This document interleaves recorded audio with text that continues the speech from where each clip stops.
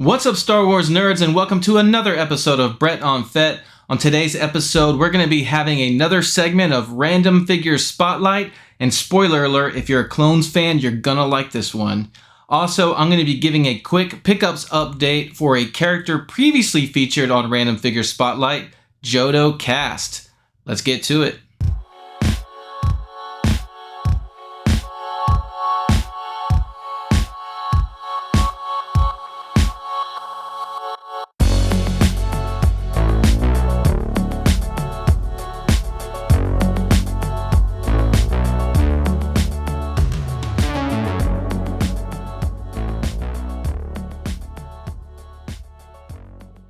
Welcome back to the channel. This is episode 33 of Brett on Fett.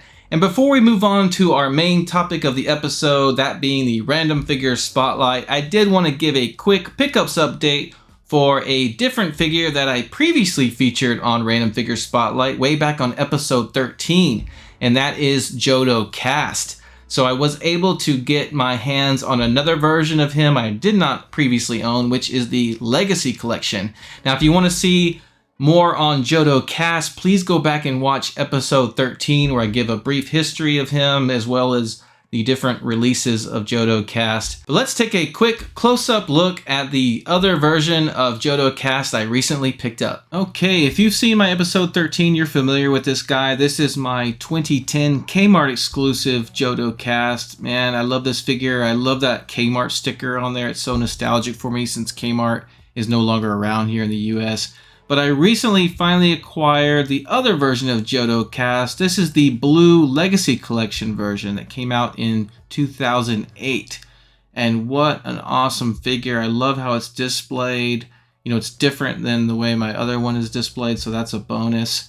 But quickly looking in the back, it's got that Droid Factory feature. This one's got the Build-A-Droid part, his head for that RA7. And just comparing the two, they are slightly different. The Legacy Collection has a different paint job that I actually prefer. And if you look real carefully, you can see like on his chest plate there, for example, he's got the little bit of red there.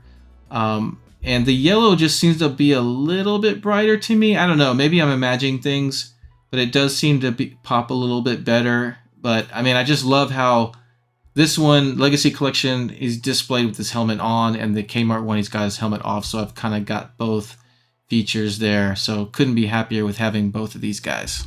Okay, so now it's time for another segment of Random Figures Spotlight, and if you're not familiar with this segment, it's just like it sounds. I choose a figure at random, usually from one of the modern Hasbro lines, and I go over the character, I talk about the different lines the figure may have appeared in, and then I review the figure itself.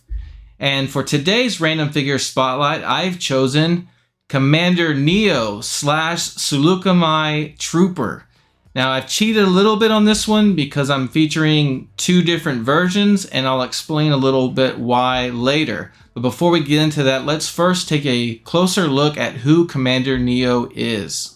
So Neo, whose official clone trooper designation was CC-8826, was a clone commander of the 91st Mobile Reconnaissance Corps, also referred to as the 91st Recon Corps for short.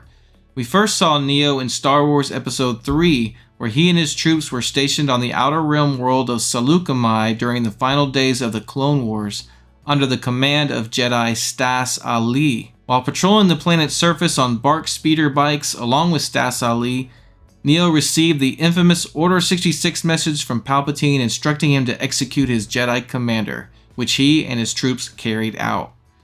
After the prequel trilogy ended, we again saw Neo in the animated Clone Wars series by Dave Filoni. On that series, Neo made brief appearances in several different episodes in seasons 4 and 5. The first appearance of Neo as an action figure was in 2007 in the 30th anniversary series battle pack called Treachery on Saleucami, which actually came with Neo and a Saleucami clone trooper with two BARC speeder bikes. The following year, in 2008, Hasbro produced Neo as his own carded figure with some additional paint apps in the 30th anniversary Saga Legends line as a fan's choice figure. Later that same year, under the Blue Legacy Collection, Hasbro re-released the original Neo from that battle pack, only they labeled the figure as Seleucami Trooper. More on that later. In 2009, Hasbro again repacked the original clean version of Neo from the 30th Anniversary Battle Pack, but this time under the Red Legacy Collection line. And finally, in 2013, under the short-lived Black Series 3.75-inch scale line, Hasbro put out a new Neo figure, this time one that had all new weathering and a removable helmet, and also used retooled parts from the Vintage Collection's VC45 Clone Trooper figure. It should also be noted that before Neo's action figure debut in 2007, Hasbro actually did release a regular Seleucami Clone Trooper in 2005 on a Revenge of the Sith card, but he was simply labeled as Clone Trooper. There he appeared more as a regular Phase 2 Clone Trooper, only with the red insignia worn by Neo's troopers in the 91st Recon Corps. So this was just a regular trooper in that corps. Also, as a side note, this same figure was repacked in the 2006 Saga collection as a Toys R Us exclusive in France. Alright, so my son and I have a couple different versions of the Neo figure, that being the 30th Anniversary Neo, which my son has loose, and the Blue Legacy Collection Seleucami Trooper, which I have on card. So let's take a closer look at them, starting with the carded figure from my collection. Alright, so here is my carded Commander Neo on the Blue Legacy Collection series. You can see here it says Seleucami Trooper, but I guarantee you this is Commander Neo. The regular Seleucami Troopers look different, and I'll show you later a little comparison. But he is looking awesome. Aside from ARC Troopers, these 91st Recon Corps Troopers and Neo in particular are some of my favorite designs on the Clone Troopers. And I love on his chest, he's got that bandolier strap thingy, maybe a backpack strap, whatever it is. It looks pretty cool. And then behind it, he's got that red insignia for the 91st Recon that really pops. And just overall, a very good mold for the time, in my opinion. You can see there's Build a Droid, Droid Factory feature. And taking a look at the back, you got the rest of the wave there. And hey, look, there's Jodo Kast. That's a nice coincidence. And some other cool figures displayed there. And like I said, it's Droid Factory Build a Droid, and it came with a left leg for 5D6 RA7. So pretty cool stuff. Next, I want to show you my son's Commander Neo loose. Again, this is from the 30th Anniversary Fans Choice. And you'll see in a bit, it's the same figure I just showed you, only he's got this extra paint on him that's supposed to be like weathering or dirt. And this is not great in my opinion. It's a little bit cheesy the way they did it. And this was typical back then in the 2000s. The paint apps have gotten way better lately with like the Vintage Collection, for example. But it's not horrible. It's just not great. But a really awesome figure up close. His belt and bandolier are removable. You can see he's got that crunch swivel there. His joints are pretty stiff. He's not as articulated as we've come to know with TVC, but he's still very articulated and very good for the time, I would say. There's a look, you can see he's got that insignia repeated several times, almost maybe a little too much now that I think about it, even though I do like that insignia. And it is screen accurate. I mean, he does have that insignia all over his armor and his helmet in the movie. But again, just an awesome design for a Clone Trooper and a really good sculpt for the time being. I know I keep saying that, but I really do think this is a top 10 figure from the 30th Anniversary line. And oh, how I would love for Hasbro to make a totally new version of Neo for the Vintage Collection and for the Black Series for that matter. I just think he's such a cool design for a Clone Trooper, and Hasbro has already announced that they are coming out with an all newly tooled Phase 2 Clone Trooper figure for TVC, so I think that would be a perfect time to use that mold for a Neo. And also give us a Black Series Neo as well for the Black Series collectors. He's just too cool of a Clone Trooper character to pass up. He's gotta be in both lines in my opinion.